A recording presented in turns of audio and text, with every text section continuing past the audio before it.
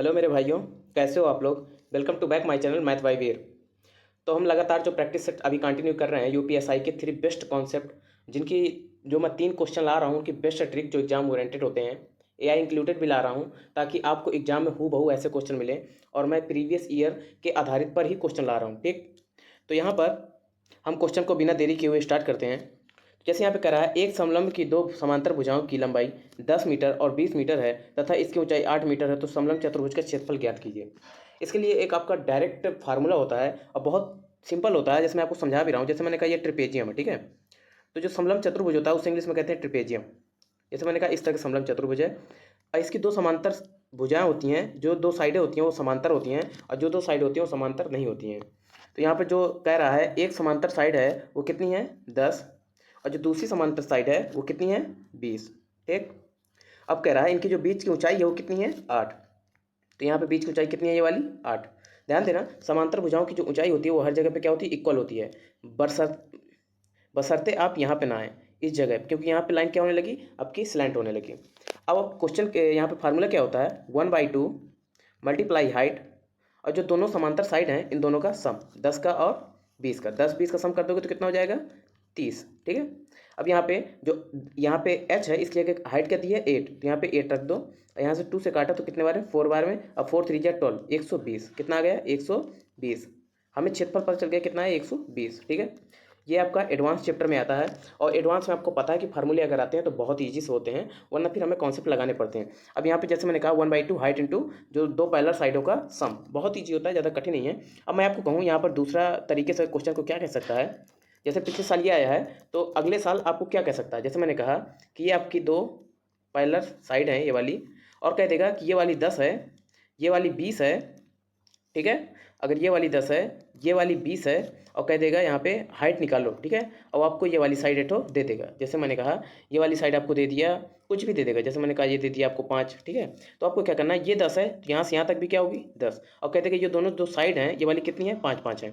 तो अब आपको पता चल गया ये 5 5 है और यहाँ से ये हाइट है, तो इसका मतलब ये भी 10 होगी यहाँ से लेके यहाँ तक। तो कितना बचा, यहाँ पे 20 था तो 10 बचा, इसका मतलब 10 बचा, तो 5 यहाँ पे होगी और 5 यहाँ पे होगी, ठीक। अब आपको पता है यहाँ पे हाइट है तो राइट एंगल ट्रायंगल यहाँ पे बना दिया, ठीक है। ये पाँच दोनों एक, तो ये वाली आप निकाल लेंगे, ये वाली साइड आप निकाल लेंगे। कैसे, आपका पाइथागोरस थ्योरम यूज करके, ठीक है। नेक्स्ट क्वेश्चन करते हैं।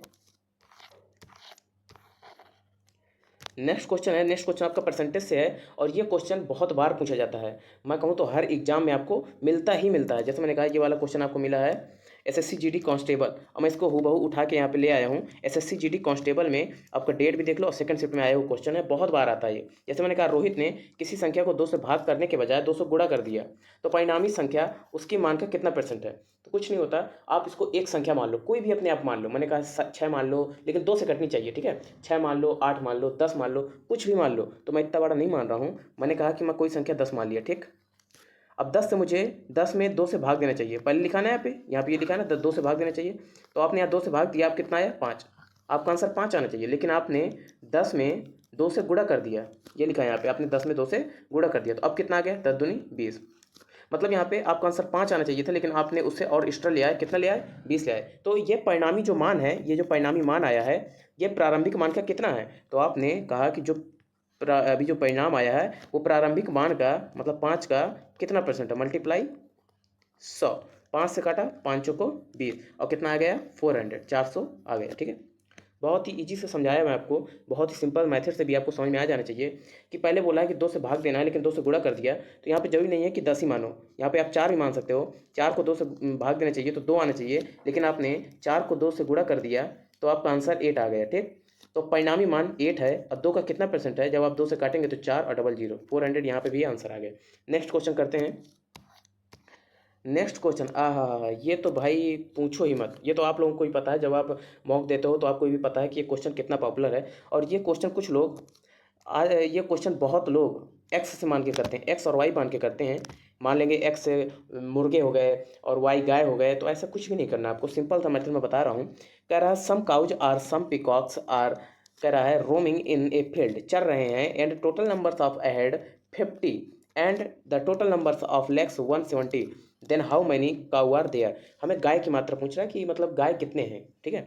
तो मैंने कहा 50 क्या है सर है, 50 क्या है हेड है। मैं बिल्कुल आराम से समझा रहा हूँ आपको, स्पीड में एक भी नहीं समझा रहा। आने को आंसर ये सिर्फ 5 सेकंड में आएगा जब आप प्रैक्टिस कर लेंगे। और कह रहा है जो पैरों की संख्या है वो कितनी है, 170। ये कितनी है, फुट। ठीक। अब मैंने कहा, अब मैं यहाँ पे मानता हूँ, ठीक, मैंने कहा अगर 50 सर हैं और ये सर टोटल पूरे मुर्गियों के होते तो मुर्गियों के कितने पैर होते हैं, 2 पैर। समझते जाना, जैसे जैसे मैं बोल रहा हूँ वैसे वैसे आपको। मैंने कहा अगर ये 50 के 50 मैं मुर्गी मान लूँ तो मुर्गी के कितने पैर होते हैं, 2 पैर होते हैं। तो कितना हो जाएगा, 50 दूनी 100। अगर मैं सभी मुर्गी मान लेता हूँ तो कितने पैर होने चाहिए, 100। लेकिन यहाँ पे 100 पैर नहीं है, लेकिन यहाँ पे क्वेश्चन में कह रहा है कि 170 पैर हैं। तो जो 170 पैर हैं उनमें से अगर 100 चले जाएंगे तो कितना बचेगा, 70। कितना बचेगा, 70। और गाय के कितने पैर होते हैं, 4 पैर। दो दो तो मुर्गियों के आपने काउंट कर लिया 2 के साथ। अब आपके 2 पैर बचे तो आपके 2 से जब डिवाइड करोगे तो कितना आएगा, 35। और ये किसके आंसर है, ये गाय निकल आया आपके, ए नंबर आंसर। ठीक है।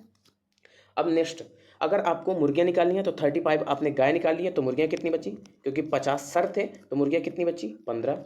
अब आप कहो सर अगर हम यहाँ पे 2 पैर मुर्गियों के ना माने, 4 पैर हम उसके ले लें, गाय के सभी के सभी। तो देखो यहाँ पे, देखो कैसे करते हैं यहाँ पे। जैसे मैंने कहा कि तुम लोग यहाँ पे जो 50 के 50 जो सर हैं, मान लो सभी सभी गाय के हैं, तो गाय के कितने पैर होते हैं, 4 पैर।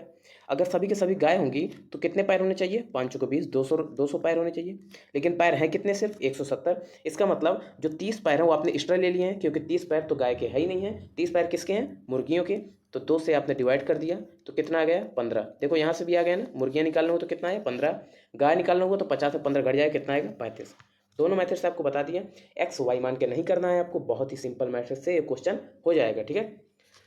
तो मिलते हैं नेक्स्ट वीडियो में। अगर आपको मेरे कॉन्सेप्ट अच्छे लगे हों और बहुत ही बेसिक से अगर मैं समझाना मेरा आपको समझ में आया हो तो इस चैनल को सब्सक्राइब कर लें, और मिलते हैं नेक्स्ट वीडियो में।